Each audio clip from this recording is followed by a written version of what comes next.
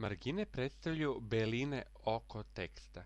Ukupno postoji 4 margine. Margina na vrhu ili top margina, margina sa leve strane teksta ili left margina, margina sa desne strane teksta ili right margina i margina na dnu strane ili bottom margina. Margine podešavamo iz glavnog menija, iz menija File odabirom opcije Page Setup, nakon čega se otvara istoimeni dijalog za podešavanje strane ili Page Setup.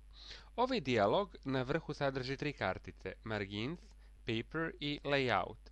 Margins ili margine, kartica, na samom početku ima sekciju Margins koja se upravo odnosi na podešavanje margina. Iz padajuće liste, pored svake od ovih 4 margine, možemo odabrati određenu vrednost te margine, što možemo kontrolisati u prozoru Preview u donjem desnom delu ovog prozora. Ukoliko recimo želimo da povećamo marginu na vrhu, koja je po defaultu postavljena na 1 inč ili 2,54 cm, to možemo uraditi pomoću strelica na padajućoj listi ili jednostavno klikom u polje za ovu marginu i upisivanjem odgovarajuće vrednosti, recimo 10 cm.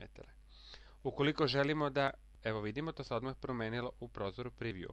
Ukoliko želimo da marginu sa leve strane povećamo ili smanjimo na neku vrednost, recimo na 4 cm, kliknemo, odnosno upišemo odgovarajući vrednost u ovu padajuću listu i nakon toga vidimo kako se ta margina također pomera sa 4 cm. Klikom na OK možemo da proverimo kako će izgledati tekst nakon podešenih margina.